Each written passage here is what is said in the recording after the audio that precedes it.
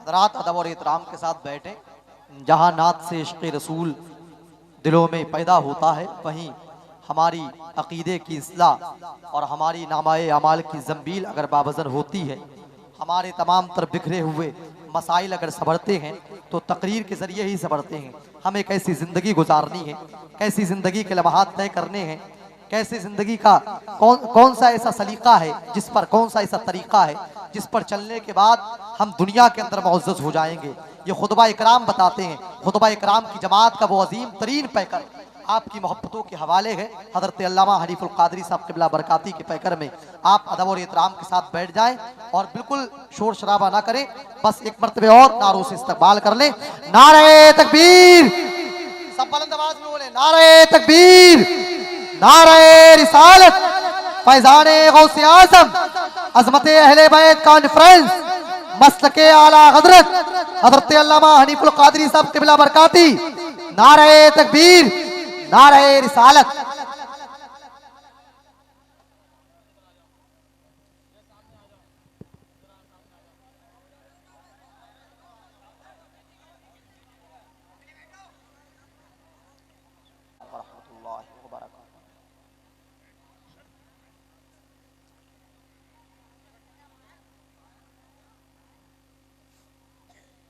हज़रात,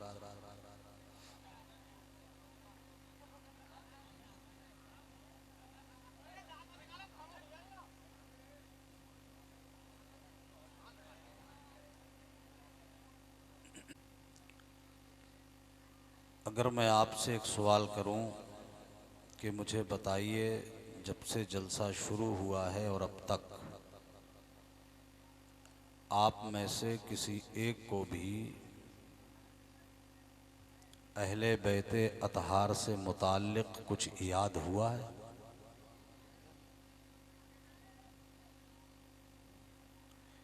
अहले बैत कौन होते हैं? किसे अहले बैत कहा जाता है? और वो कौन कौन सी शख्सियात हैं जिनके नामों से हमारे ईमान को ज़िंदगी मिलती है? कुछ समझा है अब तक आपने? इतने लोग यहाँ जब हो गया ना, इतनी देर से आप लोग सुन रहे हैं, किसी एक को भी कोई मिसरा याद हुआ है? किसी को कोई शेर याद हुआ है? कोई दीन की आपको बात मालूम हो सकी है? मुझे बताएं आप। आपको शायद ताज्जुब होगा कि जलसों के इन हालात ने संजीदा और समझदार हमारे पढ़े लिखे तबके को जलसे में आने से रोक दिया है। अब अच्छे भले समझदार लोग जलसों में आना पसंद नहीं करते हैं। उसकी वजह मालूम है आपको? ये अलमिया है आज के दौर का। जलसे जिस मकसद के लिए किए जाते थे, अब वो मकसद जलसे में दिखाई नहीं पड़ता। हो हल्ला करने का नाम जलसा नहीं है। तमाशा करने का नाम जलसा नहीं है। माइक लेके नाच नाच के घूम घूम के पढ़ने का नाम, लहरा लहरा के, इसका नाम जलसा नहीं है। ये तमाशा बना लिया है जलसा। और इसका बहुत सख्त हिसाब कब्र में देना पड़ेगा। ये सबको समझ लेना चाहिए। जलसे होते थे कौम की इस्लाह के लिए, अच्छी बातों का हुक्म दिया जाए, बुरी बातों से लोगों को रोका जाए, हमारे बच्चों को, जवानों को, हमारे बुजुर्गों को, हमारी बेटियों बहनों को दीन की मालूमात पहुंचाई जाए, उन्हें मालूम हो सके कि हम मुसलमान हैं तो किस तरह के मुसलमान हैं, हमारी ज़िंदगी में हमें क्या करना चाहिए और क्या नहीं करना चाहिए। इन तमाम तर चीज़ों की मालूमात कौम के हर फ़र्द व बशर को पहुंचानी चाहिए। इसका नाम जलसा रखा गया था। हमारे बुज़ुर्गों ने, हमारे असलाफ ने एक तरीक़ा ईजाद किया था कौम को दीन की बातें बताने के लिए। चूँकि इंसान है तो इंसान के पास कोई फितरी कमज़ोरी भी होती है, उसका अपना फितरी तकाज़ा होता है। कुछ उसकी ज़िंदगी के निज़ाम और उसूल और क़वानीन होते हैं कि जिन क़वानीन में घिरकर इंसान न मस्जिद की चार दीवारी में क़ैद रह सकता है, न किसी दरसगाह का पाबंद हो सकता है। वो दुनिया में उलझ गया है। बाल बच्चों का पालन पोषण, बच्चों की देख रेख, बच्चों के ज़रूरियात की चीज़ें फराहम करने में उसे मेहनत करनी पड़ती है, उसे कमाई करनी पड़ती है, उसे दौलत जमा करनी पड़ती है, पैसा कमाना पड़ता है। अब जो पैसा कमाने जाएगा वो न मस्जिद में कैद रह सकता है, न किसी मदरसे में रह सकता है कि वहाँ रह कर के वो दीन सीख सके। हमारे बुजुर्गों ने एक तरीक़ा निकाला था कि हमारी कौम के वो अफराद जो मस्जिदों में रहकर, मदारिस में रहकर दीन सीखते हैं, वो अपनी जगह ठीक है, मगर बाकी मानदा लोग जो मदरसा नहीं जा सकते, दरसगाह नहीं जा सकते, उन तक दीन कैसे पहुंचेगा। उसके लिए एक तरीक़ा निकाला। महीने में, साल में कोई एक दिन फिक्स कर लो और उस दिन में एक इज्तिमाई दरसगाह कायम की जाए, एक जलसा गाह बनाई जाए। उस जलसा गाह में मुत्तकी दीनदार उलमा को दावत दी जाए और वो आकर कौम को दीन की बातें बताएं। इस मकसद के लिए जलसा वजूद में आया था, मगर आज हमने अपने तरीक़ों पर, अपने उसूल पर, अपनी ज़हनी अय्याशी का अड्डा जलसों को बना लिया है। हम आज दीन सीखने नहीं आते, मज़ा लेने आते, लुत्फ़अंदोज़ होने आते। हम जलसों से अल्लाह का खौफ लेकर नहीं जाते। हम जलसों से दीन की बातें सीख कर नहीं जाते। हम जलसों से ये सीख कर जाते हैं कि किसका आवाज़ अच्छा था, किसका लहरा अच्छा था, किसकी सांस ज़्यादा लंबी थी, और महज अपनी जहन की अय्याशी मुकम्मल की और जैसे कोरा कागज बन के आए थे ठीक वैसे ही वापस घर चले गए। ना उन्हें माँ का एहतराम मालूम हो सका, ना उन्हें बाप का अदब मालूम हो सका, ना उन्हें दीन की कोई बात उन तक पहुंच सकी। ये अलमिया है आज के दौर का। ये बहुत कड़वी बात है जो मैं आपसे कह रहा हूं। तकरीर करने के लिए ये जरूरी नहीं कि मैं आपके ही गांव में तकरीर करूंगा। ये चीजें जाहिर करने की नहीं होती, बताने की नहीं होती। अल्लाह का शुक्र है हिंदुस्तान का शायद कोई गोशा होगा जहां ये फकीर नहीं गया होगा।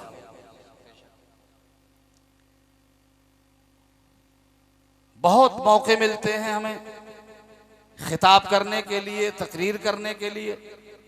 ये मुहब्बे गिरामी वक़ार हज़रत हाफिज़ कारी मोहम्मद इरशाद रज़ा साहब का हुक्म था, मैं इनकी बात टाल न सका और मैं हाजिर हो गया। बहुत ज़माना पहले एक बार और मैं आया था यहाँ। आज वही मंजर जो बहुत दिन पहले इसी ज़मीन पर मेरे सामने, ये आप जो करते हैं ना, ये इल्म की तौहीन है, ये उलमा की तौहीन है। उस वक्त भी मुझे बहुत झटका लगा था। आज वही मंजर आज फिर मेरी नजरों के सामने आ गया, जिसे मैं बर्दाश्त न कर सका। हालांकि मेरी आदत ये नहीं है, मैं कभी भी इस तरह की कोई हरकत नहीं करता हूं। अल्लाह का शुक्र है, मेरा काम तो जलसे वालों तक पहुंच जाना है। वो जब चाहें, जिस वक्त चाहें तकरीर कराएं। मैंने मोहतरम गजाली साहब पढ़ रहे थे, इन्होंने कहा हजरत अगर इजाज़त हो तो मैं पढ़ लूँ। मैंने कहा हाँ पढ़ लीजिए, मगर आपकी जो पोजीशन मजमे की मैंने देखी वो मुझे कतई ठीक नहीं लगी। आप नाते पाक सुनिए, अच्छी बात है, उसको अपने दिल में बसाइए, ठीक है, मगर इल्म की तौहीन मत कीजिए।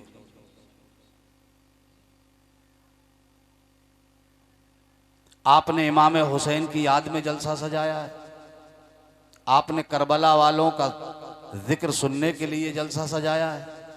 मुझे बताइए करबला में क्या हुआ था, बता सकेंगे आप? करबला के बाद क्या किन किन मराहिल से नबी के घर वालों को गुजारा गया था, कुछ पता चला आपको? मैं आज सोच के आया था कि करबला की तारीख लोग बयान करते हैं, 10 तारीख तक का किस्सा तो लोग बयान करते हैं, मगर 10 तारीख के बाद क्या हुआ था ये बयान करने में जल्दी नहीं आता है। आज मैं इंशाअल्लाह दिल खोल कर 10 तारीख के बाद के हालात आपके सामने रखूंगा। ये मैं अपना जहन बना के आया था। माबादे करबला की तारीख, करबला के बाद के हालात व वाक़यात आपके सामने रखे जाते, ये मैं सोच के आया था, मगर हालात इस तरह के बन गए हैं कि अब मैं तकरीर करूं या आपको समझाऊं। करबला का वाक़या न सुनना इतना आसान है, न बयान करना इतना आसान है। करबला वालों के नाम पर तमाशा होगा, नबी की उस हाल के नाम पर हंगामे होंगे। क्या इमाम हुसैन ने करबला में यही सोचा होगा, यही ख्याल किया होगा उन्होंने, जब उनके जवान बेटे के लाशे पर यजीदियों के घोड़े दौड़ रहे होंगे, उनके भतीजे के जिस्म को कीमा कीमा बनाया जा रहा होगा, तो क्या मेरे इमाम के वहमो गुमान में ये सब रहा होगा? हाशा वकल्ला, हरगिज़ नहीं। मेरे इमाम ने, और यही वजह है दोस्तों, आप तारीख़ करबला उठाएं, बहुत दर्दनाक वाक़या है, बड़ी खूनीन मंजर है करबला का। इतना दर्दनाक वाक़या कि सुनने वाला भी रो देता है और सुनाने वाले की भी आंखें भीग जाती हैं। ये होता है, बहुत दर्दनाक वाक़या है। मगर आओ मैं आपको एक बात बताऊं, इससे अंदाज़ा लगाना आप करबला के वाक़ये का कि कितना अजीम वाक़या है करबला का। ये दुनिया है, और दुनिया में जब से इंसान आए हैं उस वक्त से लेकर आज तक आप पूरी तारीख़ इंसान का मुताला करें तो आप देखेंगे कि इसमें बहुत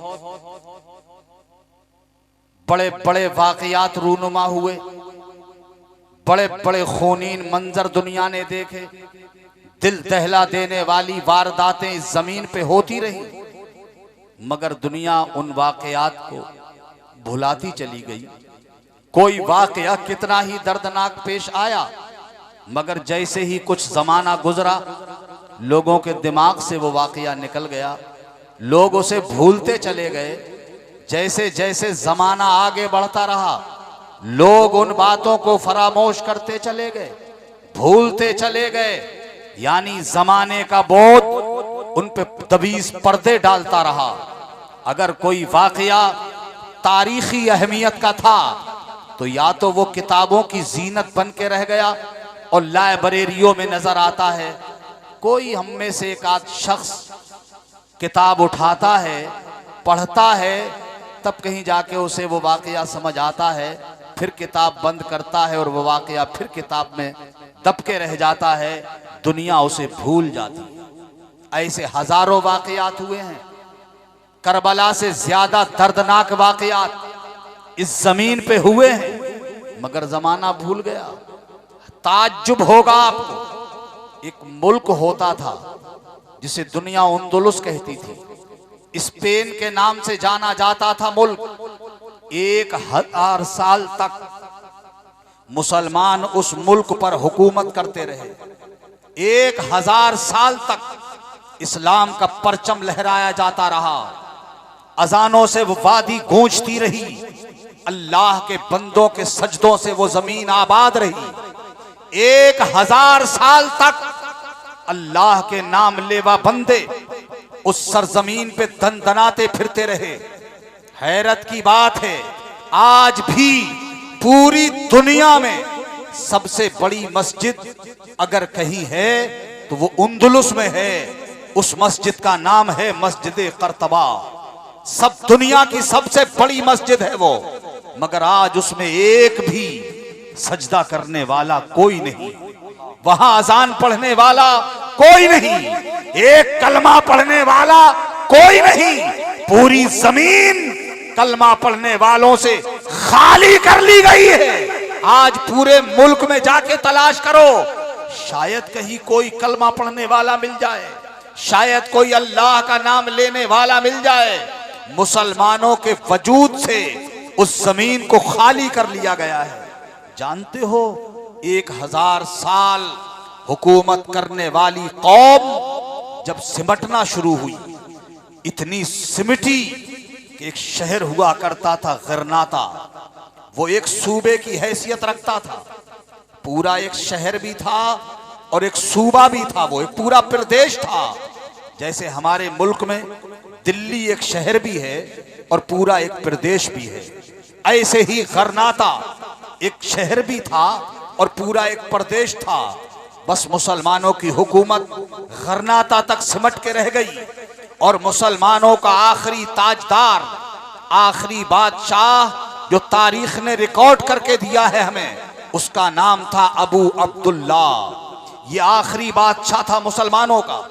एक ईसाई बादशाह हुआ करता था जिसका नाम था फर्डिनैंड, उसकी बीवी थी मलके अजाबीला। इन दोनों ने जब उस शहर का मुहासरा किया, अपनी फौजें लगाई, नाकाबंदी की शहर की, किसी को बाहर जाने की इजाजत नहीं। अबू अब्दुल्ला ने इस ईसाई बादशाह की ताकत के आगे घुटने टेक दिए और इसने समझ लिया कि मैं इसका मुकाबला नहीं कर सकूंगा, तो उसने गरनाता के मुसलमानों का सौदा फर्डिनैंड के हाथों में कर दिया और तय ये पाया, सुलह हुई, मुसाहलत मुहादा इस बात पे तय हुआ कि जो भी मुसलमान यहां से बाहर जाना चाहेंगे उनको बआसानी पहुंचा दिया जाएगा।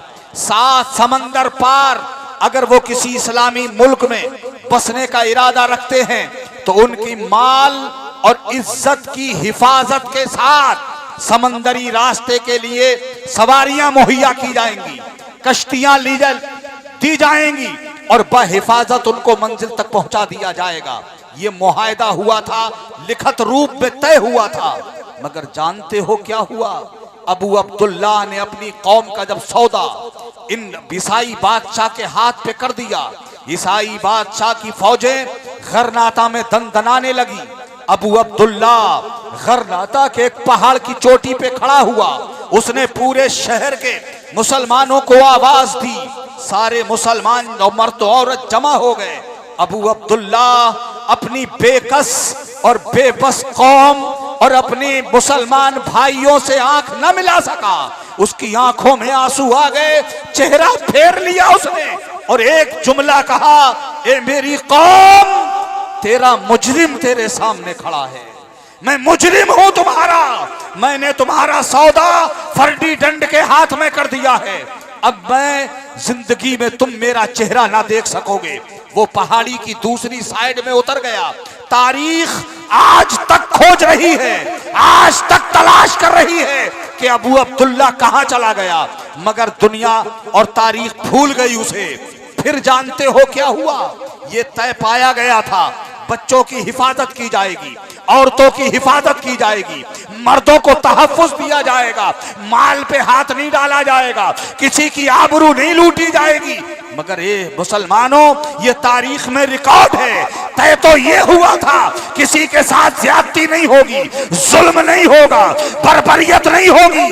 मगर मालूम है आपको, पूरे शहर के मुसलमानों को एक मैदान में जमा किया गया और मुसलमान की वो औरतें जिनके बच्चे उनके पिस्तान से दूध पीने वाले थे, उन दूध पीते हुए बच्चों को माओ की गोद से छीन लिया गया और उन बच्चों का तलवारों से नन्ना नन्ना तीमा बनाया गया। 3000 बच्चों को ज़िबा कर दिया गया। 3000 बच्चे माओ की गोद से छीनकर ज़िबा कर दिए गए, उनकी बोटियां बनाई गई। सोचो कितना दर्द उठा होगा, कितनी तकलीफ हुई होगी, उन माओ की कैसी आहें फूटी होंगी। मगर ये वाकया किसको याद है? कितने लोग जानते हैं इस वाकये को? भूल गई दुनिया, फरामोश कर गई दुनिया, याद नहीं है दुनिया को। इससे बढ़कर देखो आप, अंग्रेजों का दौर है, कानपुर की सरजमीन है, एक मस्जिद तामीर होती है मोहल्ले में, हुकूमत की तरफ से पाबंदी, मस्जिद बना नहीं सकते। मोहल्ले के जवानों और बुजुर्गों ने यह तय किया कि हम पर पाबंदी है कि मस्जिद न तामीर करें। चलो, जवान नहीं बनाएंगे मस्जिद, बुजुर्ग तामीर नहीं करेंगे मस्जिद, मोहल्ले के छोटे छोटे बच्चों को मस्जिद तामीर करने पे लगा देते हैं। इन पर गवर्नमेंट सख्ती नहीं करेगी, इन पर गोलियां नहीं चलाई जाएंगी। नन्हे नन्हे बच्चों को लगाया गया था मस्जिद की तामीर पर। जानते हैं क्या हुआ? उन नन्हे नन्हे बच्चों पे 3 राउंड गोलियां चलाई गई, जिंदा भून दिया गया उन बच्चों को। कितने लोगों को याद है ये वाकया? कितने लोग जानते हैं इसके बारे में? जैसे जमाना आगे बढ़ा, दुनिया भूल गई।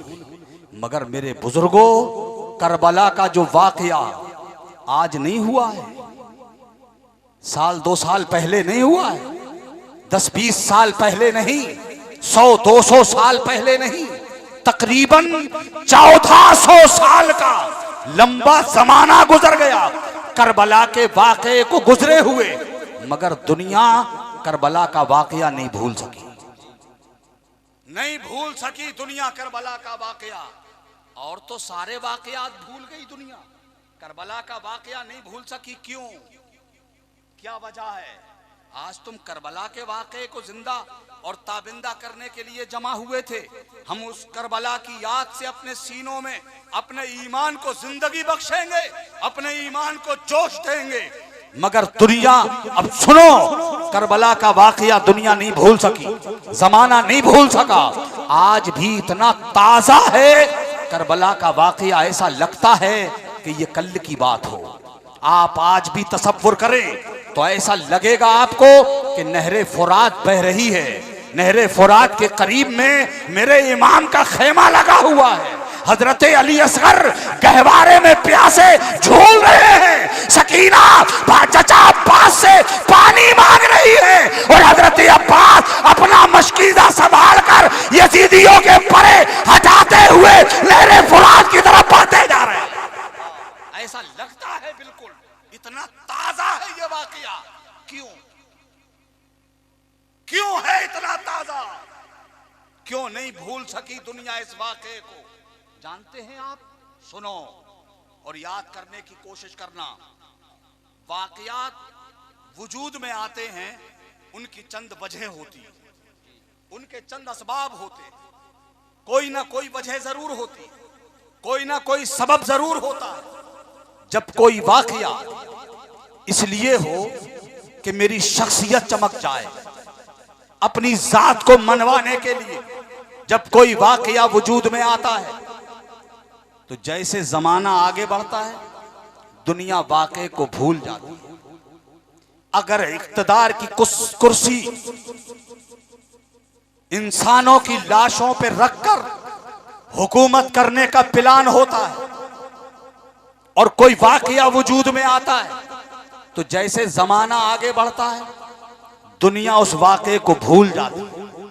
हुकूमत करने का लालच किसी वाकये को जन्म देता है तो जैसे जमाना आगे बढ़ता है दुनिया उस वाकये को भूल जाती है। मगर जब कोई वाकया किसी निजाम को जिंदगी देने के लिए होता है, किसी कानून की बका और तहफ्फुज के लिए होता है, तो जब तक वो निजाम जिंदा रहता है, वो कानून जिंदा रहता है, उस वक्त तक वो वाकया जिंदा रहता है। करबला का वाकया मेरे इमाम ने अपनी शख्सियत चमकाने के लिए नहीं, अपनी हुकूमत कायम करने के लिए नहीं, निजामे मुस्तफा के तहफ्फुज के लिए वजूद में लाए थे। करबला का वाकया इसलिए हुआ था ताकि कानून इस्लाम का बचा रहे, अजानें बची रहे, नमाजें बची रहे, कुरान बचा रहे, इस्लाम बचा रहे। तो जब तक इस्लाम बचा रहेगा मेरे हुसैन जिंदा रहेंगे, जब तक निजाम इस्लाम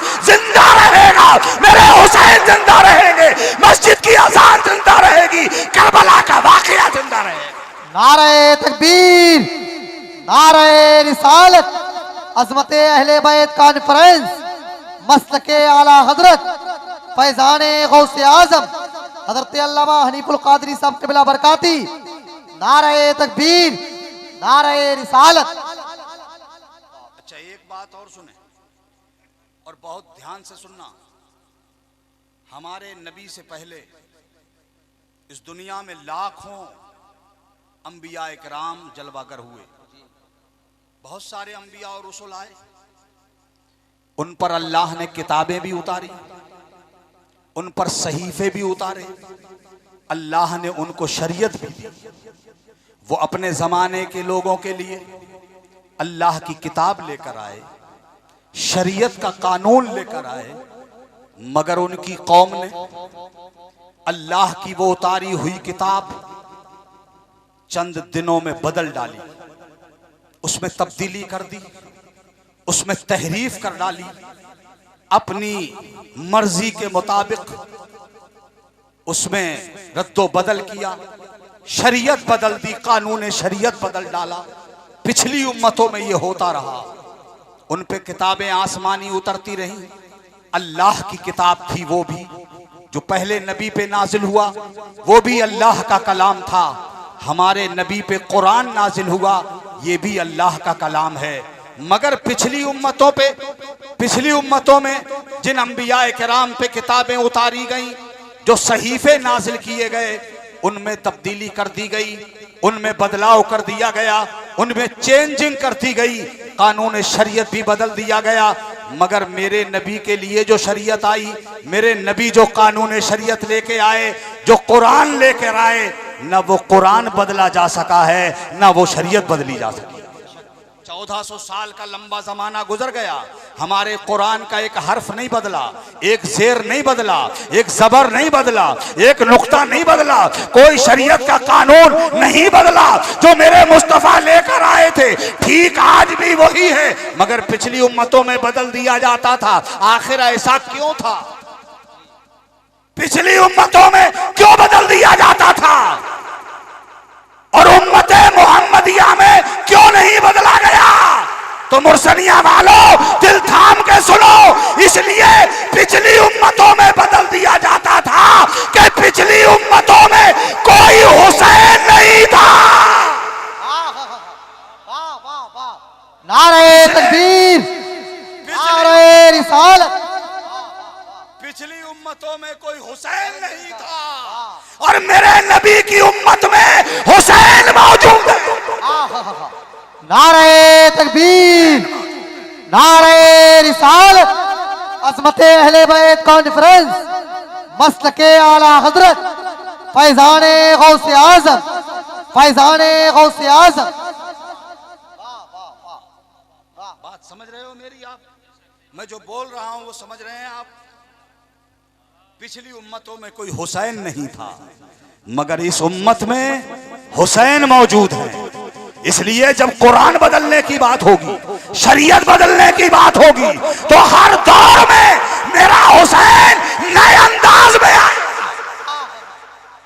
हर दौर में आएंगे मेरे हुसैन, इसलिए कि हुसैन मरे नहीं, हुसैन जिंदा है। हुसैन, सब बोलो हुसैन जिंदा है। और कौन हुसैन? अगर आपकी मोहब्बतें इजाजतें दें तो मैं एक रिवायत बयान करता हूं, सुनोगे? सब लोग मोहब्बत से कहिएगा सुभान अल्लाह। कौन है हुसैन? ये जो भाई लोग हमारे दूसरी तरफ जलसा कर रहे हैं, इनसे गुजारिश है कि या तो आप इधर तशरीफ ले आएं तो हम भी आपकी जियारत कर लें, वरना फिर आप रोड पे तो हैं ही हैं।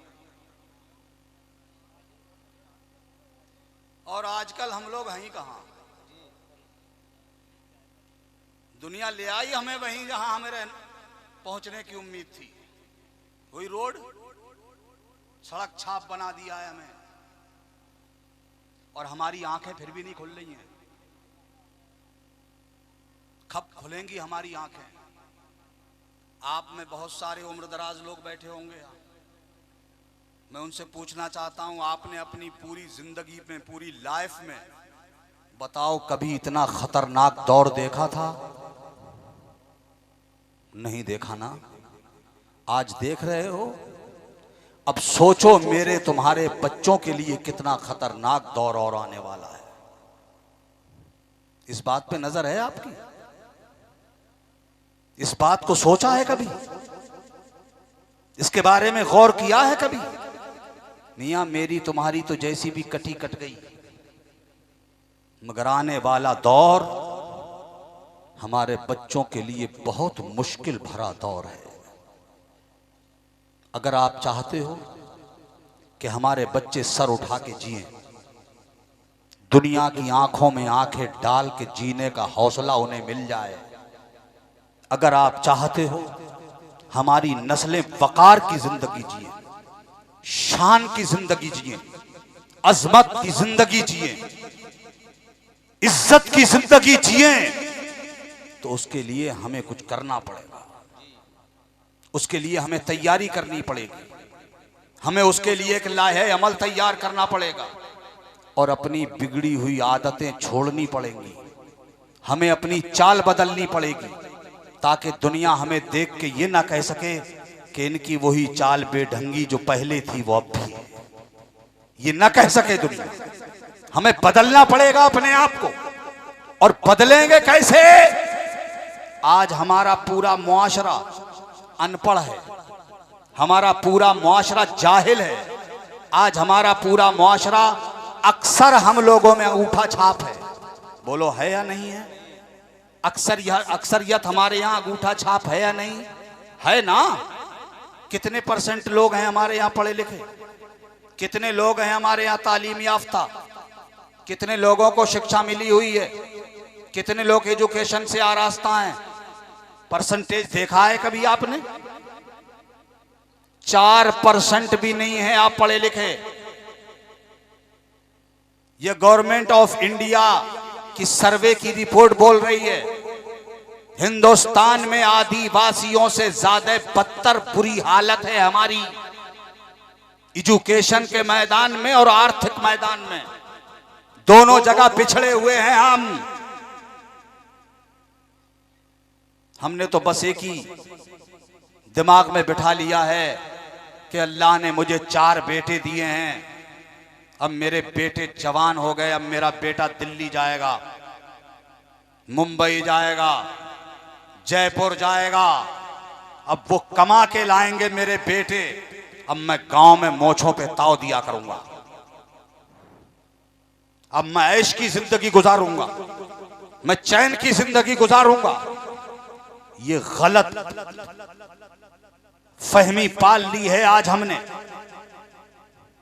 तुम तो अपनी मोछों पे ताव देकर दुनिया से चले जाओगे, मगर कभी उन बच्चों के बारे में सोचा है जिनकी जिंदगी में आग लगा दी तुमने, सिर्फ इस लालच में कि मेरा बेटा कमा के लाएगा, मुझे मेहनत नहीं करनी पड़ेगी, मैं भागा भागा नहीं फिरूंगा, मेरे बेटे लाएंगे दौलत कमा के, मैं अच्छी कोठी बनवाऊंगा, शानदार मकान बनवाऊंगा, उम्दा महल तामीर करूंगा और मैं दुनिया में शान की जिंदगी जीऊंगा। ये सोचकर तुमने अपने बच्चों के भविष्य में आग लगा दी, उनका मुस्तकबिल जला डाला तुमने, सिर्फ अपने ऐश के लिए तुमने बच्चों की जिंदगी बर्बाद कर दी। तुमने उन्हें पढ़ाया नहीं, तुमने उन्हें तालीम नहीं दी, तुमने उन्हें शिक्षा नहीं दी, तुमने उन्हें एक पढ़ा लिखा मनुष्य बनने का मौका नहीं दिया, तुमने उन्हें जाहिल बनाया, अंगूठा छाप रहने दिया। कल दुनिया जानते हो बगैर पढ़े लिखे आदमी को नाली के कीड़े से ज्यादा अहमियत नहीं देने वाली है। एक जाहिल आदमी, एक अनपढ़ आदमी, एक अंगूठा छाप आदमी दुनिया में किसी अहमियत का हामिल नहीं होगा, उसकी कोई इज्जत नहीं होगी, उसका कोई मकाम नहीं होगा। तुम कोठी कितनी शानदार बनवा के चले जाना, बंगला कितना ही आलीशान बना लेना, जमीनें कितनी खरीद के दे जाना, तुम कितने ही बैंक बैलेंस बच्चों के लिए जमा करके चले जाना, अगर बच्चा हमारा अनपढ़ रह गया तो उसकी कोई वैल्यूएशन नहीं बनेगी, कोई अहमियत नहीं बनेगी। अगर हमारे बच्चों की अहमियत बनेगी, उनकी जिंदगी बनेगी तो तालीम से बनेगी, इल्म से बनेगी, शिक्षा से बनेगी। इसलिए कि अब जमाना करवट ले चुका है, अब तलवारों का जमाना नहीं है कि हम तलवारों से काम चला लें, अब तीरों का जमाना नहीं है कि तीरों से काम निकाल लें, अब नेज़ोर भालों का दौर नहीं है कि नेज़ोर भालों से काम चला लिया जाएगा। मियाँ वो दौर और था जिस दौर में तलवारों से काम लिया जाता था, नेज़ो भालों से काम लिया जाता था, तीरों कमान से काम लिया जाता था। अब तीरों का जमाना नहीं है, तलवारों का जमाना नहीं है, अब एजुकेशन का जमाना है, अब तालीम का जमाना है, अब इल्म का जमाना है, अब शिक्षा का जमाना है। और यही वजह है हम जिनका नारा लगाते हैं मसलके आला हजरत, तो मेरे आला हजरत ने कभी लोहे की तलवार नहीं उठाई, कोई नेजा भाला नहीं उठाया, उन्होंने तीरों कमान नहीं उठाया, आला हजरत ने कलम उठाया, कलम, और कलम उठाकर पूरी दुनिया को चैलेंज किया और कहा किल के रजा है, खंजरे खुखार बरकबार, आधा से कह दो खैर बनाए नशर करे। नारे तकबीर, नारे रिसालत, फैजाने आला हजरत, मसलके आला हजरत, नारे तकबीर, नारे रिसालत। इल्म का दौर है, बच्चों को तालीम दे के जाओ, बच्चों को पढ़ा लिखा के जाओ। ये गलियों में हंगामा करते हुए तुम्हारे बच्चे, मगरिब की नमाज के बाद हु अल्लाह करने वाले तुम्हारे बच्चे, जैसे ही रात की आमद होती है, सूरज डूब जाता है, हमारे घरों से सारे बच्चे घर के बाहर, गलियों में तमाशा, हाहाकार, गाली गलौज, ये छोटे बच्चों का हाल है। और जरा कुछ समझदार बच्चे, वो बच्चे जो जिनका उन्फवाने शबाब, चढ़ती हुई जवानी, उठता हुआ जोबन, नए नए जवान हमारे, ये बड़ा सा मोबाइल उनके हाथ में, घर से बाहर निकला, गंदी नाली पे चूतल टेक के बैठ गया, हाथ में मोबाइल है, एक मोबाइल देख रहा है और 10 उसके ऊपर झुके हुए हैं। बोलो गलत कह रहा हूं, सही है ये? मैं अपने जवान बच्चे से पूछना चाहता हूं, ए मेरे अजीज, तू जिस गंदी नाली पे बैठा है उसमें गिलाजत बह रही है, उसमें गंदगी बह रही है, उसमें पलीदी बह रही है। उस गंदी में नाली में से अगर मच्छर निकल के डंक मार दे तो डेंगू बन जाने का खतरा है। तू उस गंदी नाली पे बैठा है, तेरे लिए है वो जगह बैठने की। तुम गंदगियों के ढेर पे बैठने आए हो, गिलाजत के ढेर पे बैठने आए हो।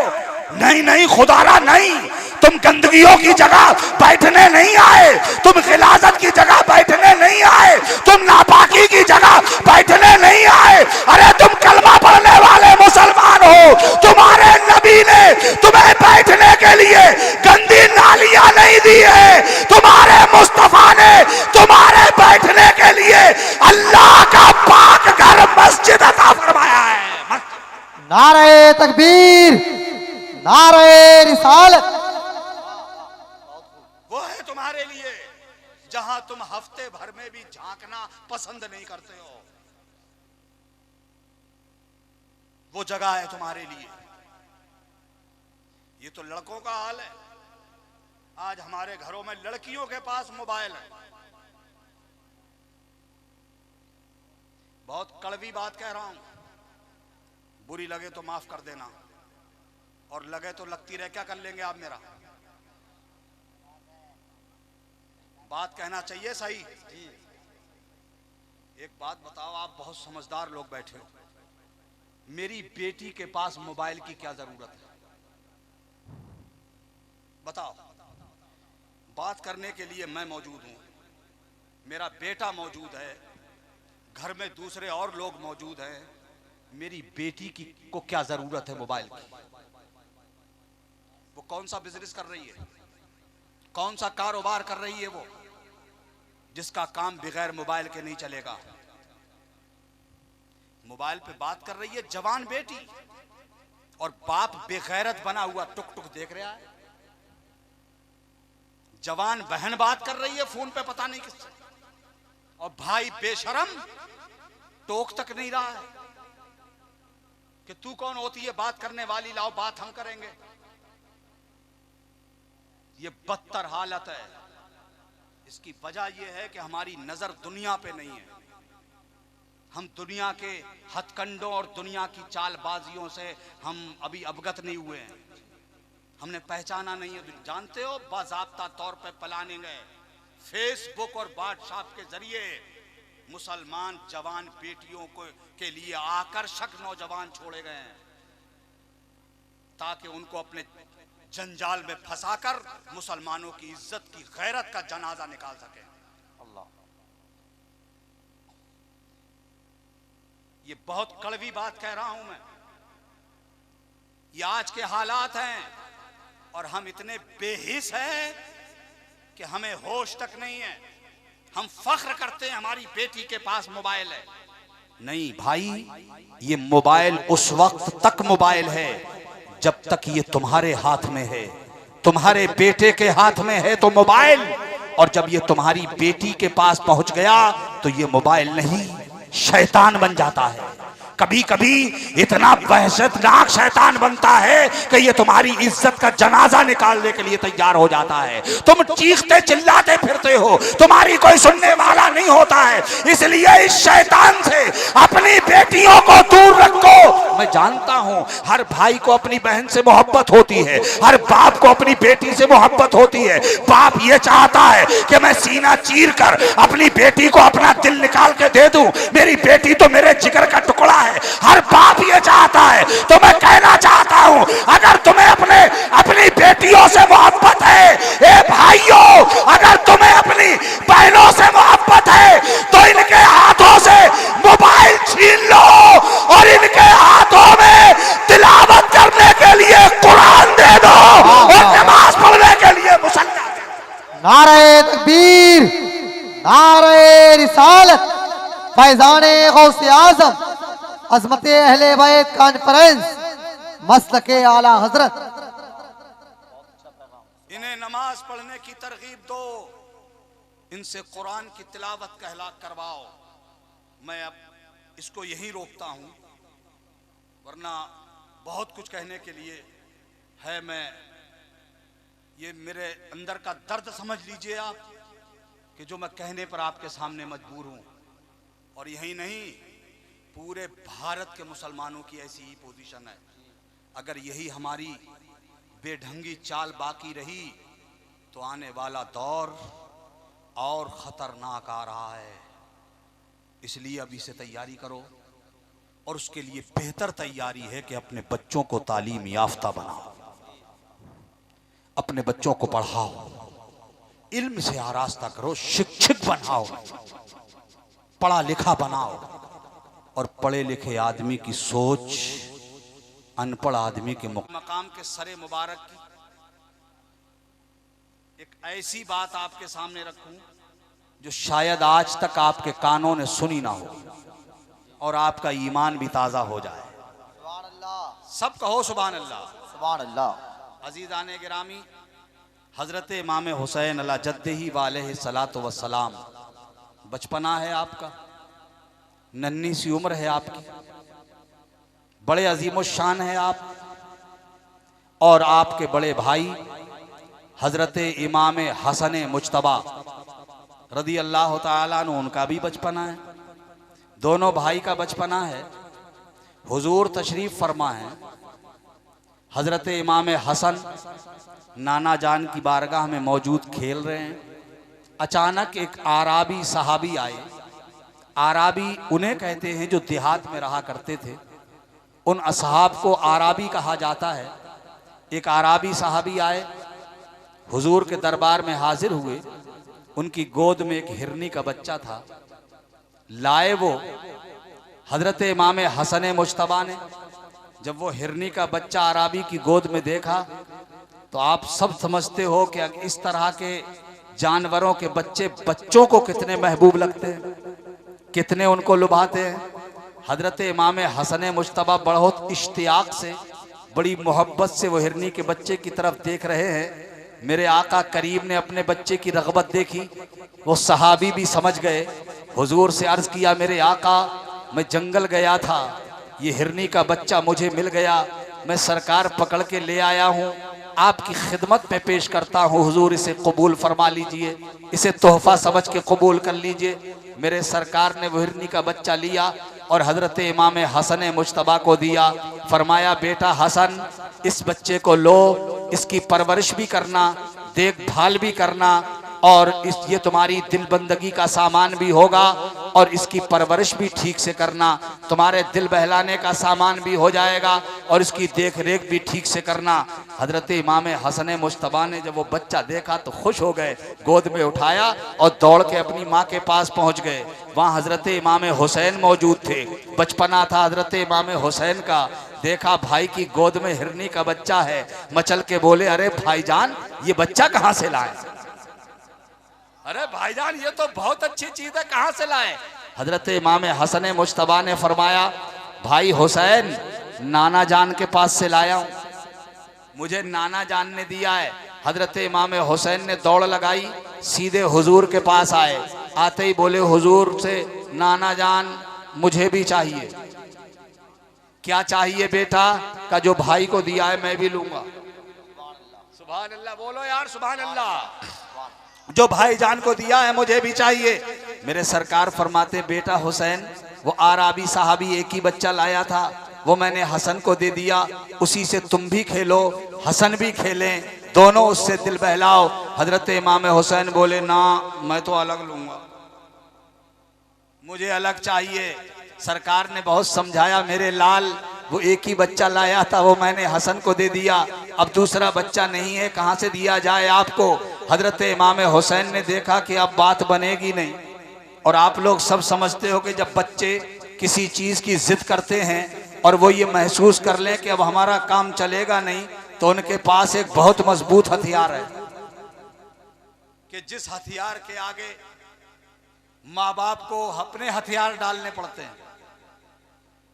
और वो हथियार है, जब बच्चा ने सोच लिया कि मेरा मुतालबा पूरा नहीं होगा तो वो रोने लगता है, और जब रोएगा तो माँ बाप पिघल जाएंगे, इन्हें अपने हथियार डालने पड़ेंगे। जब देखा हजरत इमाम हुसैन ने कि अब बच्चा मिलने वाला है नहीं, तो हजरत इमाम हुसैन ने बनाया प्रोग्राम रोने का। आंखों में आंसू आते उससे पहले जंगल की तरफ से एक हिरनी दौड़ी चली आ रही है, बच्चा उसके साथ में है, और वो हिरनी आते आते ज़बान फसी अरबी जबान में वो मेरे आका से गुफ्तगू करती है और कहती है, या रसूल अल्लाह, जंगल में आपका एक सहाबी आराबी गया था, मेरा एक बच्चा पकड़ के बोले आया, उसे आपने हसन मुज्तबा को दे दिया, मेरे आका अब हुसैन रोने वाले हैं और मेरे रब को यह मंजूर नहीं, खुदा को यह गवारा नहीं कि हुसैन की आंखों में आंसू आ जाए। नारे तकबीर। ये गवारा नहीं है, इसलिए अल्लाह के हुक्म से दूसरा बच्चा मैं लेके आ गई हूं, वो आपने हसन को दे दिया, ये आप हुसैन को दे दिया। अल्लाह अल्लाह, वो हुसैन करबला की तपती रेत, 3 दिन के भूखे और प्यासे, सुबह से दोपहर ढलने तक सगे बेटों, भांजों, भतीजों, भाइयों, दोस्तों, अहबाब के लाशें उठाते उठाते जिनके बाजू भर गए हो, अल्लाह, वो मेरे इमाम करबला की जमीन पे मौजूद है। 3 दिन पहले पानी बंद कर दिया गया है करबला में हुसैन पर। अच्छा, एक बात यहां मैं और अर्ज कर दूं, बहुत तवज्जो से सुन रहे हैं आप, तो मैं आपको बता देता हूं। दुनिया कहती है कि करबला में जंग हुई थी, यही तो सुनते आए हैं ना हम लोग आज तक, हम भी किताबों में पढ़ते आए हैं कि जंग हुई थी। मैंने करबला की तारीख को बहुत गहराई से पढ़ने की कोशिश की है, मैंने उसको बहुत अच्छी तरह से समझने का प्रयास किया है कि इसको मैं अच्छी तरह से समझ जाऊं, मगर आज तक मेरी समझ में ये नहीं आया कि करबला में जंग कैसी थी। मैं इसे जंग कैसे कहूं, मार्का कैसे कहूं, इसलिए कि जंग करने के दुनिया के कोई उसूल हैं, दुनिया के ज़ाब्ते हैं, दुनिया के कानून हैं, कोई तरीका होता है जंग करने के लिए। इसलिए कि हम दुनिया में देखते हैं जंग करने के लिए दोनों तरफ फौज चाहिए, दोनों तरफ लश्कर चाहिए, दोनों तरफ सेना चाहिए, दोनों तरफ सिपाह चाहिए, मगर इतना तो हो सकता है कि एक तरफ फौज ज्यादा हो तो दूसरी तरफ थोड़ी कम हो तो चलेगा, उससे भी कम हो तो चलेगा, उससे भी कम हो तो चलेगा। मिसाल के तौर पर एक तरफ 1000 है तो दूसरी तरफ भी 1000 चाहिए, अगर 1000 ना हो तो 900 चलेगा, 900 भी ना हो तो 800 चलेगा, 800 ना हो तो 700 चलेगा, 700 ना हो तो 600 चलेगा, 600 भी ना हो तो कम से कम 500 तो होना ही चाहिए, इससे भी क्या कम हो। और जब ये दोनों फौजें आपस में टकराएंगी, इसे कहते हैं जंग, और दुनिया कह रही है करबला में हुई जंग। इसका ई को कम कर दीजिए भाईजान। दुनिया कह रही है करबला में हुई जंग, मैं कैसे कहूं ये जंग है, इसलिए कि एक तरफ तो फौज है मगर दूसरी तरफ फौज नहीं है। बात सही है ना, एक तरफ फौज है वो भी थोड़ी मोड़ी नहीं है, 22,000 का लश्कर जर्रार, चमकती हुई तलवारें उनके साथ में, नेज़े और भाले, तीरों कमान के अंबार, रसद की कोई कमी नहीं, कुमुकाने की जरूरत पड़ जाए तो हुकूमत उनके साथ, किसी तरह की कोई कमी नहीं है। मगर दूसरी साइड में कुल 72 लोग हैं या 82, और उन 72 और 82 में बीमार भी हैं, दूध पीते बच्चे भी हैं, खवातीन भी हैं, 6-7 साल की बच्चियां भी हैं, 56 साल के बुजुर्ग भी हैं, और 90 साल के बुजुर्ग भी हैं। ये कुल 72 और 82, और एक तरफ 22,000 का लश्कर, और दुनिया कह रही है जंग हुई है, मार्का लड़ा गया है। मैंने कहा इतनी छोटे इतने थोड़े से लोगों के लिए इतना बड़ा लश्कर ला करके खड़ा कर दिया गया करबला की छाती पर, और दुनिया कह रही है जंग। मैंने कहा ये तारीख करबला बता तो सही, ये मामला क्या है, ये मुअम्मा क्या है, ये उलझन तो हमारी दूर कर दे। तो करबला की तारीख से आवाज आती है नादान, तुमने करबला की तारीख को ठीक से समझा नहीं है। तुम एक तरफ तो 72 देख रहे हो और दूसरी तरफ 22,000 का लश्कर। हमने कहा क्या मतलब? का मतलब ये यजीद को चाहिए हुसैन का हाथ। बात तो यही थी ना, हुसैन का चाहिए हाथ, और हुसैन ने हाथ देने से कर दिया इनकार, मैं तुम्हें हाथ नहीं दूंगा। हुसैन मदीने में है, हाथ मांगा गया, हुसैन ने कहा हाथ नहीं दूंगा। मदीना छोड़ के मक्का में आ गए, कहा हुसैन हाथ दे दो, हुसैन ने कहा हाथ नहीं दूंगा। मक्का छोड़ के करबला के रास्ते पे लग गए, कूफा के रास्ते पे चलने लगे, मुतालबा होता रहा हुसैन दे दो हाथ, हुसैन ने कहा हाथ नहीं दूंगा। दुनिया हाथ मांगती रही, जमाना हाथ तलब करता रहा, मगर मेरे हुसैन ने इनकार कर दिया, हाथ नहीं दूंगा। हाथ न देने की जब बात आई है और यजीद को हर कीमत पे चाहिए हाथ, खुशामद करके देख लिया, मन्नतो जारी करके देख लिया, हुसैन दे दो हाथ। मेरे हुसैन ने हाथ नहीं दिया। अब कोई चीज लेने के लिए चंद तरीके होते हैं, या तो खुशामद से मिलेगी, मन्नतो जारी से मिलेगी, नहीं मिले तो जबरदस्ती ताकत दिखा के मिलेगी। अब खुशामद करके देख लिया, हाथ जोड़ के देख लिया, घुटने टेक के देख लिया, मगर सैयदा के लाल ने कर दिया इनकार, हाथ नहीं देंगे। और यजीद को चाहिए हाथ, तो प्लान ये बनाया गया, हुसैन ऐसे नहीं मानेंगे, एक काम करो हुसैन के सामने। अब चूंकि इंसान की कोई फितरी कमजोरी होती है और लोग उसी फितरी कमजोरी से फायदा उठाना चाहते हैं कि इसकी ये कमजोरी, इसकी ये दबी हुई रग है, इससे फायदा उठा लो। ये दुनिया बड़ी चालाक है, ये दुनिया बड़ी होशियार है, दबी रग पे उंगली रखती है। उन्होंने सोचा कि इंसान की एक दबी हुई कमजोरी है कि वो डरता है तो इंसानों की तादाद से डरता है, अगर डरता है तो उनके हथियारों से डरता है, ताकत से डर जाता है। हुसैन के सामने हमने हाथ जोड़ के देख लिया, हुसैन ने हाथ नहीं दिया, मन्नत करके देख लिया, हुसैन ने हाथ नहीं दिया, गिड़गिड़ा के देख लिया, हुसैन ने हाथ नहीं दिया। अब जरा इनकी कमजोरी को आजमा के देखते हैं। इनके सामने इंसानों का इतना बड़ा लश्कर ले जाके खड़ा कर दो ताकि हुसैन घुटने टेकने पे राजी हो जाए, इनका दिल पिघल जाए, ये हमारे सामने हाथ देने पे राजी हो जाए, सैयदा का लाल पिघल के हमारे सामने आ जाए। जब मेरे हुसैन को धमकाने और डराने की करबला में कोशिश की गई तो शेरे खुदा का शेर करबला की जमीन पर खड़े होकर यजीदियों का मुंह चिढ़ा रहा था और कह रहा था, यजीदियों ये गलत फहमी है तुम्हारी कि मैं तुमसे डर जाऊंगा। अरे मैं तुमसे डरने वाला नहीं, इसलिए कि मैं उस अली का बेटा हूं कि मेरे बाप को खैबर में यहूदी न डरा पाए तो उस बाप के बेटे को करबला में यजीदी क्या डरा पाए। तुम क्या डरा सकोगे, तुमसे मैं डर जाऊंगा। मेरा बाइक गिराऊं देखो, का पानी बंद कर दो, एक कतरा नहीं देना इन्हें, एक पानी की बूंद नहीं देना इन्हें।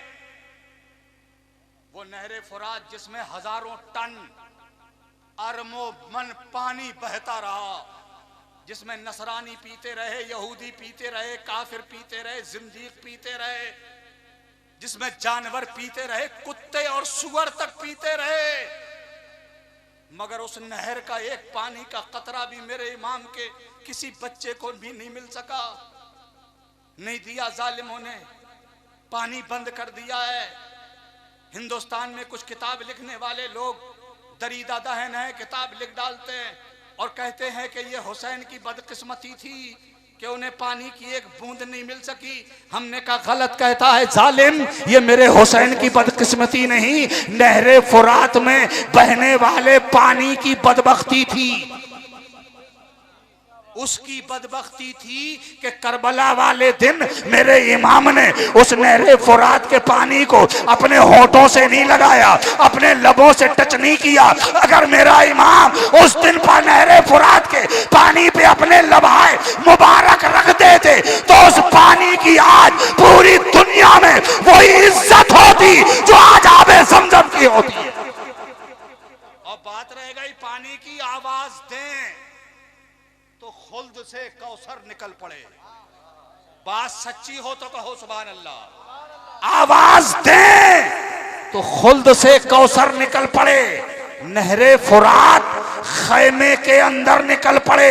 अरे वो तो इम्तिहाने सब्र था, वरना हुसैन है उंगली जमीन पे रख दे समंदर निकल पाए। बात सच्ची हो तो कहो सुभान अल्लाह। इसे दुनिया कहती है जंग। 10 तारीख हुई, दोपहर का सूरज ढल गया, मेरे इमाम अपने घोड़े जुलजना पे सवार करबला के मैदान की तरफ बढ़े।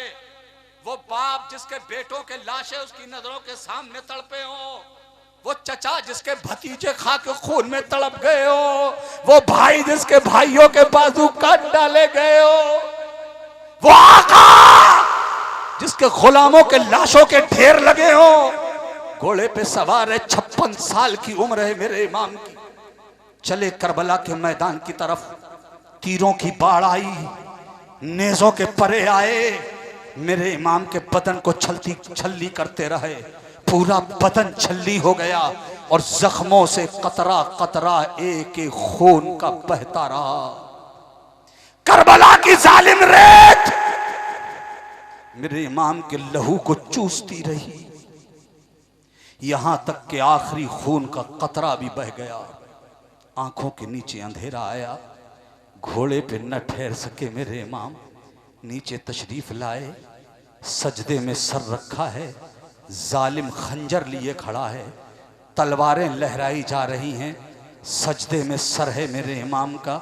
मैं ख्यालात की दुनिया में ताजदारे करबला की बारगाह में पहुंच गया। मैंने कहा मेरे आका, ये किस शान की शहादत है आपकी, आपसे पहले भी बहुत शहीद हुए हैं और आपके बाद भी क़यामत तक बहुत लोग शहादत पाएंगे, मगर आपकी शहादत का अंदाज़ जुदा है, सरकार अंदाज निराला है। सजदे में सर है, दुश्मन खंजर लिए खड़ा है, सर तन से जुदा करने के लिए तलवारें लहराई जा रही हैं और आप सजदे में सर रख रहे हैं। मेरे इमाम की शहादत ने जवाब दिया, नादान, मैं उस घर से ताल्लुक़ रखने वाला हूँ कि मेरी माँ जब सजदे में सर रखती थी तो सफ़ेद शहर नमूदार हो जाता था, उनका एक सजदा तक पूरा नहीं होता, रात पूरी हो जाती थी। मेरी माँ कहा करती थी, ये परवरदिगार, एक इतनी बड़ी रात बना दे जिस रात में तेरे महबूब की बेटी दिल खोल के सजदा कर ले।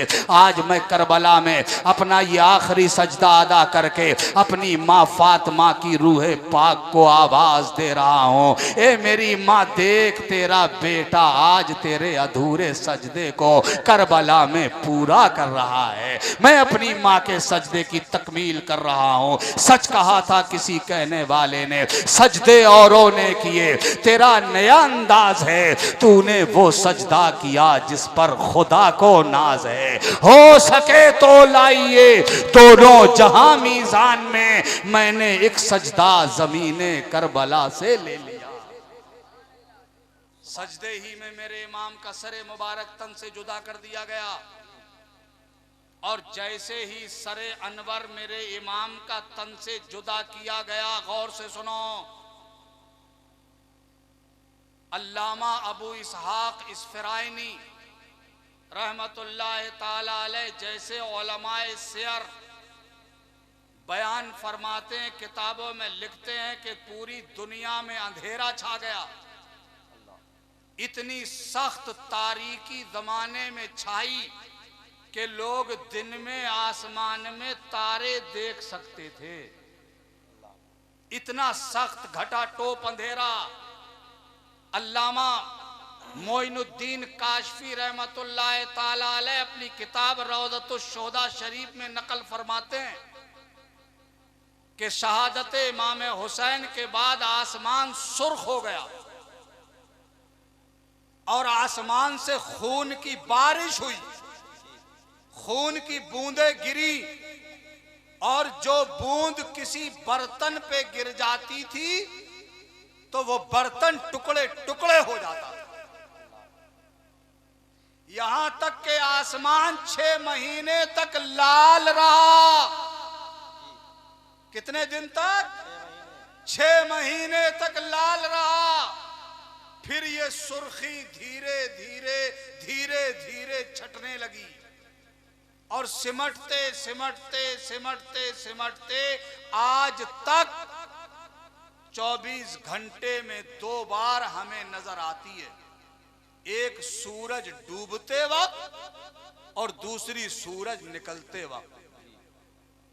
उलमा फरमाते हैं करबला के वाक़े से पहले आसमान के किनारों में ये सुर्खी नहीं थी, वाक़े करबला के बाद से ये सुर्खी आई है, ये निशान बाकी है।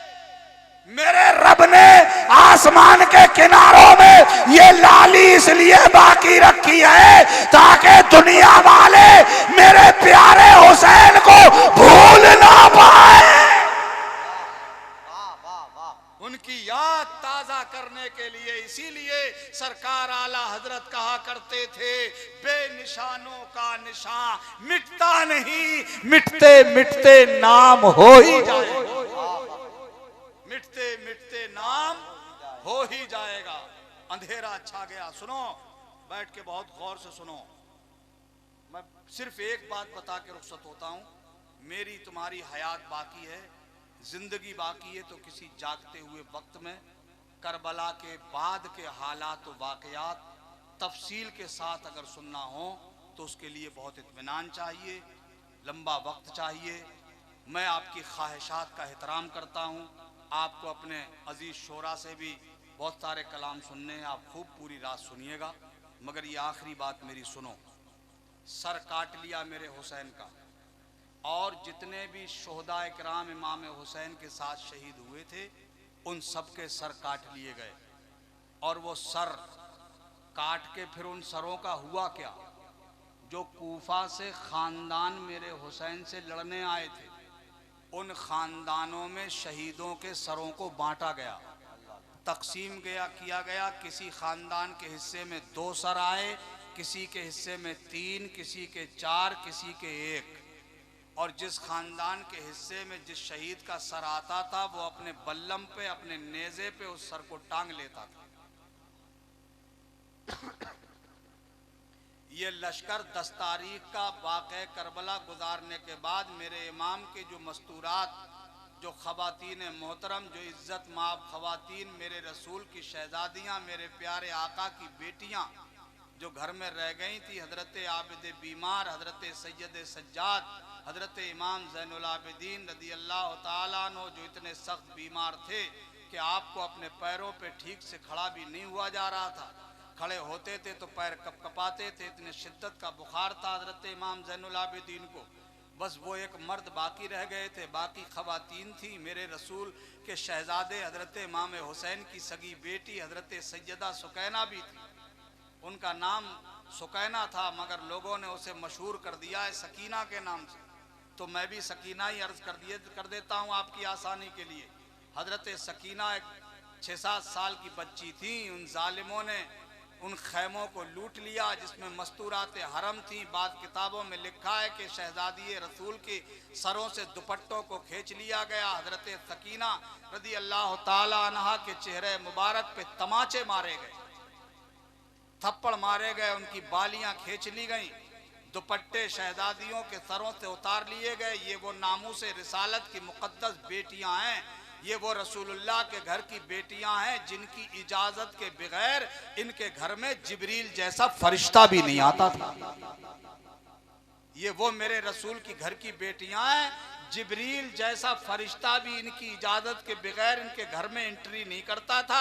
और उस्ताद ज़मन अल्लामा हसन रहमतुल्लाह ताला अलैह इसीलिए फरमाते हैं, बे इजाज़त जिनके घर जिब्रील भी आते नहीं, कदर वाले जानते हैं कदरो शान अहले बैत, कदर वाले जानते हैं कदरो शान अहले बैत। इन फिर ये यजीदी 10 तारीख का ये काम कर गुजरने के बाद ये अपना लश्कर लेके वहां से गए नहीं, ये रात को वहीं पे ठहरे रहे। पूरी रात इन्होंने हुल्लड़बाजी की, शराबे पी पी के सराइयां खाली की, इन्होंने रात भर तमाशे किए, रात भर ढोल ताशे बजाए। ये यजीदी पूरी रात नंगा नाच नाचते रहे, अपनी कामयाबी, अपनी फतह का जश्न मना रहे थे। पूरी रात ये हुल्लड़बाजी करते रहे। मेरे रसूल के शहजादे, मेरे रसूल की बेटियां नंगे आसमान के नीचे इसी तरह से तशरीफ फरमा थी। लाशें शहीदों के पड़े हुए थे, बेगोरो कफन लाशें। जितने भी शोहदाए किराम थे, इनमें से किसी एक को भी इन यजीदियों ने दफन नहीं किया था। हाँ, यजीदी जो मरे थे उन्होंने अपने आदमी तो सब गाड़ दिए जितने मरे थे, मगर किसी शहीद के जनाजे को इन्होंने हाथ नहीं लगाया, किसी शहीद को दफन नहीं किया इन्होंने। ऐसा क्यों किया था? इसकी वजह मालूम है ऐसा क्यों किया है? मरने के बाद तो आदमी कम से कम दिल में हमदर्दी पैदा कर ही लेता है। कितना ही सख्त दुश्मन हो, मालूम हो जाए कि फुला का इंतकाल हो गया है, बड़ा सख्त दुश्मन था, मगर फिर भी आदमी के दिल में रहम पैदा हो जाता है। चलो भाई इसको कांधा ही दे दें, बेचारा दुनिया से चला गया, लाओ 2 मुट्ठी मिट्टी दे दें कब्र पे। आदमी इसीलिए चला जाता है। मगर ये कितने शकीउल कल्ब थे, कितने पत्थर दिल थे कि इन्होंने किसी शहीद के जनाजे को दफन नहीं किया। उन्होंने दफन नहीं किया, हमारी बात समझ में आ गई। इन्होंने दफन इसलिए नहीं किया कि ये मेरे खुदा को मंजूर नहीं था, ये अल्लाह को मंजूर नहीं था। कहीं ये यजीदी करबला के कल हश्र के मैदान में ये ना कह दें, ए अल्लाह हमारा कोई और एहसान हजरत हुसैन पे ना सही, तो इतना तो एहसान है कि हमने इनके शहीदों को दफन किया है। इसलिए मेरे खुदा ने इन यजीदियों को ये तौफीक ही नहीं दी, उनसे तौफीक छीन ली मेरे रब ने। और यहां एक बात और बताऊं, देखो सर काटे शहीदों के, यजीद को चाहिए क्या था? हुसैन का हाथ। बात गौर करने की है, यजीद को क्या चाहिए था? हाथ। काट क्या रहे हैं? सर। किसी भी तारीख की किताब में कोई दिखा नहीं सकता कि कोई यजीदी मेरे इमाम की शहादत के बाद हजरत इमाम हुसैन का दाहिना हाथ काट लेता और वो दाहिना हाथ यजीद के दरबार में पहुंचा देता और यजीद कटे हुए हाथ को अपने हाथ में लेके कहता, हुसैन आपके जीते जी ना सही तो आपकी शहादत के बाद तो तुम्हारा हाथ मेरे हाथ में आ ही गया। कह सकता था ना। मगर जब मेरे इमाम ने इस पाकीज़ा हाथ को बचाने के लिए अपना सर दे दिया तो मेरे खुदा ने मेरे इमाम के हाथ की लाज रख ली और यजीदियों को अंधा कर दिया, यजीदियों के दिमाग खराब कर दिए। किसी यजीदी की समझ में नहीं आया कि हुसैन का हाथ काट लिया जाए। मेरे खुदा ने हुसैन के हाथ को यजीदियों की आंखों के सामने से गायब कर दिया था, गायब कर दिया। अल्लाह ने इज्जत रखी है, आबरू रखी है मेरे हुसैन के दस्ते करम। कोई यजीदी हाथ नहीं काट पाया। और फिर उसके बाद ये रात भर रहे, फिर दूसरे दिन का सूरज निकला, 11 तारीख आई, पूरा दिन हुल्लड़बाजी शराबे पी पी के तमाशे करते रहे और पूरा दिन इन्होंने जश्न मनाया। फिर रात आई तो रात को फिर इन्होंने जश्न मनाया। 12 तारीख का जब सूरज निकला तो 3 दिन हो गए। 3 कितने हो गए? 3 दिन हो गए। और ये 3 दिन के बाद अब इन्हें चलने का होश आया, चलो वापस चलें। शहीदों के सर नेज़ों पे टांगे हुए हैं, अब वापसी की तैयारी है, चलने का इरादा है वापस। तो मेरे इमाम का सरे मुबारक जिस बदबख्त के नेज़े पे टंगा हुआ था, वो बदनामे जमाना नाम आप लोगों ने सुना होगा, खौली बिन यजीद, उसने अपने नेज़े पे टांग लिया और वो नेज़ा वहीं करबला की रेत में गाड़ दिया। सोचा ये जब चलेंगे तो निकाल लेंगे नेज़ा। इधर चलने की तैयारी आई, मेरे रसूल की बेटियों को घोड़ों की नंगी पीठों पे बिठाया गया। हजरत इमाम ज़ैनुल आबिदीन के बारे में लिखा है कि उनके पैरों में बेड़ियां डाली गई, हाथों में हथकड़ियां, और एक रिवायत में लिखा है कि हजरत इमाम ज़ैनुल आबिदीन की मशकें कस दी गई। मशकें कसना समझते हो? यानी दोनों बाजुओं में रस्सी बांध करके पीछे हाथ करके जिस तरह से बांध देते, इसे कहते हैं मशकें कस देना। हजरत इमाम ज़ैनुल आबिदीन की पीछे हाथ करके मशकें कस दी गई। हजरत इमाम ज़ैनुल आबिदीन को पैदल पैदल चलाया जा रहा था। मेरे रसूल के शहजादे, ये कमसिन शहजादे, नाजुक शहजादे जो इतने सख्त तरीन बीमार हैं, इनके साथ ये सुलूक करबला के मैदान में हो रहा है। उधर नेज़ा जो करबला में गाड़ दिया था, खौली बिन यजीद ने कहा कि अब चलेंगे तो नेज़ा निकाल लेंगे। जैसे ही नक्कारे कूच बजा, चलने की तैयारी हुई, ऐलान हुआ काफिला चलने वाला है। खौली बिन यजीद गया, लाओ सर वो नेज़ा निकालने। जैसे ही इसने नेज़े पे हाथ लगाया, जोर लगाया कि रेत में से नेज़ा निकाल लें, मगर नेज़ा नहीं निकला। सब बोलो सुभान अल्लाह। सुभान अल्लाह। नेज़ा नहीं निकला। उसने अपने दोस्त को बुलाया कि दोनों मिलकर नेज़ा निकालें। 2 ने जोर लगाया, नेज़ा नहीं निकला। 3 ने जोर लगाया, नेज़ा नहीं निकला। 4 आए, 5 आए, यहाँ तक के फौज का एक दस्ता लाया गया। उन्होंने जोर लगाया कि नेज़ा निकाल लें, मगर नेज़ा नहीं निकला। लास्ट में शिमरे लईन या अमर इब्ने साद, इनमें से कोई बदबख्त आया और मेरे इमाम के सरे मुबारक के पास खड़े होके कहने लगा, ए हो या हुसैन, हम जानते हैं कि आप जिंदा हैं। हुसैन हम जानते हैं कि आप जिंदा हैं। अरबी का मकूला है, अल फजलो मा शहीदत बिहिल आदा, बुजुर्गी उसे कहते हैं जो दुश्मन भी जिसकी गवाही देने पे मजबूर हो। मेरे इमाम के सरे मुबारक के सामने खड़े होकर बदबख्त दुश्मन भी ये इकरार कर रहा है कि हुसैन हम जानते हैं कि आप जिंदा हैं। नेजा निकल जाने दो, वरना हम आपकी आखिरी निशानी हजरत इमाम ज़ैनुल आबिदीन को भी कत्ल कर डालें। अल्लाह। हजरत इमाम ज़ैनुल आबिदीन ने फरमाया, यजीदियो ठहर जाओ, रुको और सुनो। जब हमारा काफिला मदीने से चला था तो हमारे काफिले के सालार मेरे बाबा हजरत इमाम हुसैन थे। सुभान अल्लाह। और आज ये काफिला करबला में आकर लुट गया, पिट गया, कट गया। अब ये लुटा पिटा काफिला जब वापस जा रहा है तो हमारे काफिले के सालार मेरे बाबा ही हैं। हमारे काफिले के सालार हमारे बाबा ही हैं। और सुनो, ये उसूल है, कानून है, जो काफिले का सालार होता है उसकी ये ड्यूटी होती है, जिम्मेदारी होती है कि काफिला चलने से पहले वो पूरे काफिले का जायजा ले ले, कोई रह तो नहीं गया है, किसी का कोई सामान तो नहीं छूट गया है। जब वो पूरा इत्मीनान कर लेता है, उसको संतुष्ट हो जाता है, इत्मीनान हो जाता है, तब वो चलने के लिए कहता है। इसलिए ठहरो, मुझे अपना काफिला देख लेने दो। हजरत इमाम ज़ैनुल आबिदीन ने जब अपना काफिला देखा और पीछे मुड़ के जब शहीदों की तरफ नजर डाली जहां जनाजे पड़े थे, जब उधर देखा तो एक सियाह काले लिबास में कोई नकाब पोश बैठा नजर आया।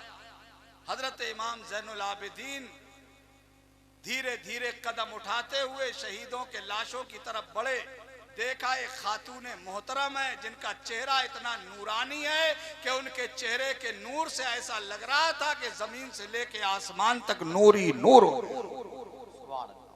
उनकी बुजुर्गी, उनकी पाकीदगी, उनकी तहारत, उनका नूरानी चेहरा देख के हजरत इमाम ज़ैनुल आबिदीन भी मुतासिर हुए और आपने बड़े अदब के साथ सलाम किया। खातून मोहतरम ने अदब से सलाम का जवाब दिया। हजरत इमाम ज़ैनुल आबिदीन ने देखा कि उस नेक खातून की आगोश में हजरत इमाम ज़ैनुल आबिदीन की बहन हजरत सकीना आराम से सो रही है। हजरत इमाम ज़ैनुल आबिदीन आगे बढ़े और आगे बढ़ के कहा, एक खातून मोहतरम, आप कौन हैं? मेरी बहन को इतने आराम से अपनी गोद में लिटा रखा है आपने। खातून मोहतरम ने नजरें उठाई और हजरत इमाम ज़ैनुल आबिदीन की तरफ देख के फरमाया, बेटा ज़ैनुल आबिदीन, तू अपनी दादी फातिमा को नहीं पहचान सका? मेरे बच्चे, मैं तेरी दादी फातिमा हूं। मेरी ये बच्ची कैसे शहीदों के पास आ गई थी, बेसुध पड़ी थी, मुझसे रहा ना गया, मैंने इसको गोद में सुला लिया है। मेरे लाल, इसे ले जाओ, काफिले में शामिल कर लो, जल्दी करो, कहीं ये जालिम तुम मेरे हुसैन की आखिरी निशानी हो, कहीं तुम्हें भी कत्ल न कर डाले। हजरत इमाम ज़ैनुल आबिदीन हजरत सैयदा सकीना को लेकर आए, काफिले में शामिल किया, फरमाया, यजीदियो नेजा निकालो, अब नेजा निकल जाएगा। उन्होंने नेजे को हाथ लगाया, नेजा निकल गया। अब ये नेजा लेकर के चले, इनको कोई जल्दी नहीं थी, ये कूफा को जा रहे थे, अभी कूफा पहुंचे नहीं थे। कूफा से पहले इन्होंने एक जगह और पड़ाव किया, वहां पर एक गिरजाघर था। उस गिरजाघर की दीवार से जिन नेज़ों के ऊपर सर टंगे हुए थे वो नेज़े दीवार से टेक लगा दिए। अल्लामा मोइनुद्दीन काशफी रहमतुल्लाह ताला अलैह तहरीर फरमाते हैं, जैसे इन्होंने शहीदों के सरों को टेक लगा के दीवार से खड़े किए नेज़े, तो अचानक गिरजाघर की दीवार फट गई। उसमें से एक गैबी हाथ निकला। उस गैबी हाथ में लोहे का कलम था। वो लोहे का कलम हजरत इमाम हुसैन के खून में डूबा। और ये मेरे हुसैन को उस दिन शहीद हुए 5वां दिन था। 5वां दिन था शहीद हुए इमाम हुसैन को, मगर आपके सरे मुबारक से ऐसे ही ताज़ा खून निकल रहा था जैसे अभी शहीद किया गया हो। हजरत इमाम हुसैन के खून में वो लोहे का कलम डूबा। उस लोहे के कलम ने जली हुरूफ में, मोटे मोटे अक्षरों में उस गिरजाघर की दीवार में अरबी जबान में एक शेर लिखा। वो लिखा था अतरजू उम्मतुन कतलत हुसैना शफात जद्दे ही यौमल हिसाबी। ये शेर लिखा था जिसका उर्दू में तर्जुमा मतलब होता है कि जिन लोगों ने हुसैन को कत्ल किया है कल बरोद महशर वो हुसैन के नाना जान की शफात से महरूम रहेंगे। वाकई महरूम है, उन्हें तो मेरे नबी की शफात क्या मिलेगी, वो तो जन्नत की खुशबू भी नहीं पा सकेंगे। फिर ये वहां से चले और जाकर के वैसे तो अल्लामा अबू इसहाक इसफरानी लिखते हैं कि इन लोगों ने गिरजाघर के जो पादरी को बुलाया और उससे पूछा क्यों भाई ये शेर किसने लिखा है। तो उस पादरी ने कहा सुनो ये शेर इस दीवार पे 500 साल पहले से लिखा हुआ है। और एक रिवायत यही है कि दीवार में से हाथ निकला, गैबी हाथ, लोहे का कलम था, उसने वो शेर लिखा था। फिर ये सरों को लेकर के कूफा की गलियों में से गुजरते हुए जा रहे थे। जब ये लुटा पिटा काफिला कूफा में से गुजरा तो जो भी कूफे का दरवाजा खुलता था, औरतें बच्चे आदमी निकल निकल के देखते थे, वो सब सीना पीट पीट के रोते थे और ये कहते थे हाय हाय हुसैन ये क्या हुआ, हाय हुसैन ये क्या हुआ, हाय हुसैन। वो बहुत रोते थे। हजरत ज़ैनब पाक मेरे इमाम की बहन को जलाल आ गया। सैयदा ज़ैनब मुड़ी और मुड़ के कूफे वालों से कहा ए जालिम कूफा वालों अब रो रहे हो, अब रोने से क्या फायदा है।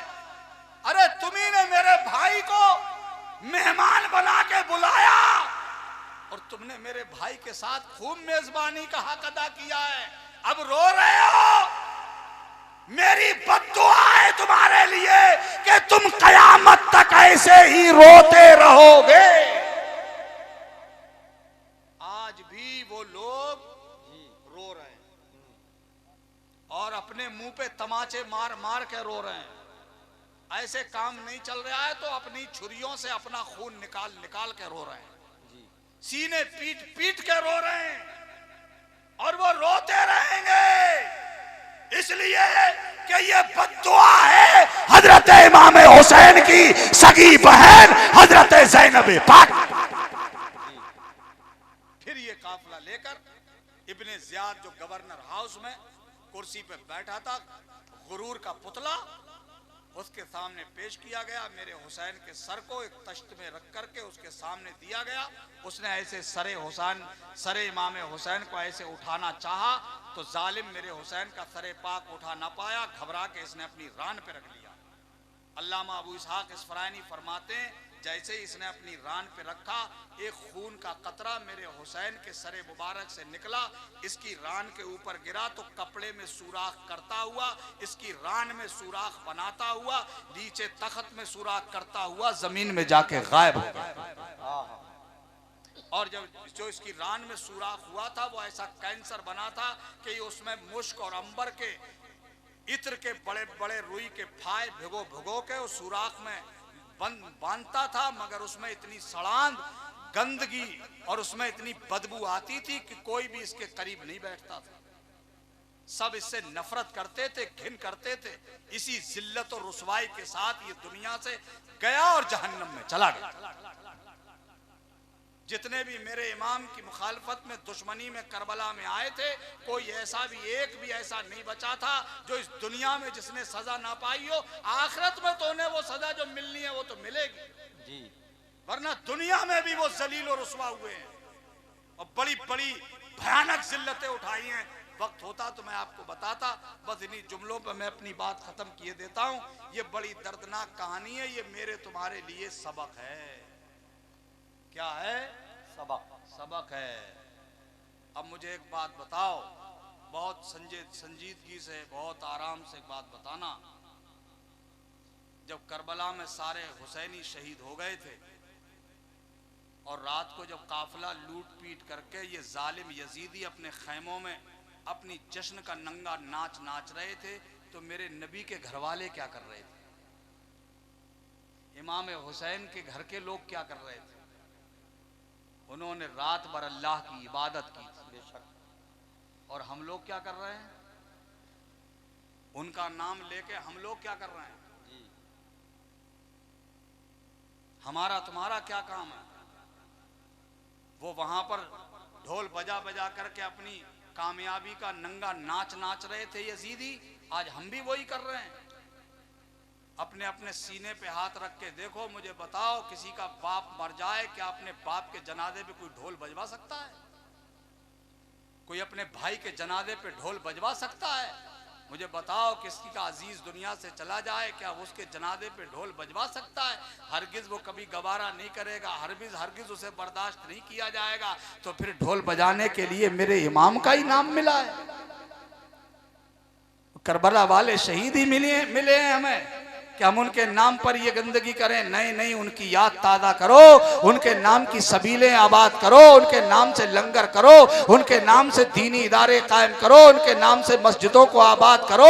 अरे मेरे इमाम ने करबला में सजदा किया है, जैसे ही अजान सुनो फौरन मेरे इमाम के सजदे को याद करके करबला से और अपने घरों से निकल के मस्जिद में पहुंच जाओ और सजदा अदा करके अल्लाह का शुक्र अदा करो। ए मौला, तेरा शुक्र है तूने इमाम हुसैन की सुन्नत अदा करने का मौका दे दिया। ये काम है हुसैनियों का। अल्लाह ताला हमें बुरी बातों से बचने की तौफीक अता फरमाए। आमीन। अल्लाह हमें नेकियों की तौफीक दे, बुराइयों से बचाए। और एक बात याद रखना, बच्चों को जरूर पढ़ाना। क्या मैं उम्मीद रखूं कि बच्चों को पढ़ाएंगे? आप बच्चों को पढ़ाएंगे ना? इंशाअल्लाह। अगर आलिम, हाफिज, कारी, मौलवी बन जाए अच्छी बात है।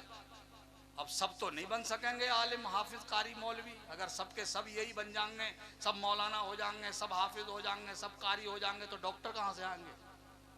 इंजीनियर कहाँ से आएंगे? बैरिस्टर कहाँ से आएंगे? आईएएस अफसर कहाँ से आएंगे? पीसीएस अधिकारी या कहाँ से आएंगे? आईएएस कहाँ से आएंगे? कितने हैं आज तुम्हारे पास पीसीएस? कितने हैं आज आईएएस? जरा तलाश तो करो, ढूंढो तो। इसलिए अपने बच्चों को तालीम दो, खूब आला तालीम, उच्च शिक्षा, हाई एजुकेशन से आरास्ता करो। वाखिरु दावाना अनिल हम्दुलिल्लाहि रब्बिल आलमीन। सब लोग कलमा पढ़ लीजिए, ला इलाहा इल्लल्लाहु मुहम्मदुर रसूलुल्लाह सल्लल्लाहु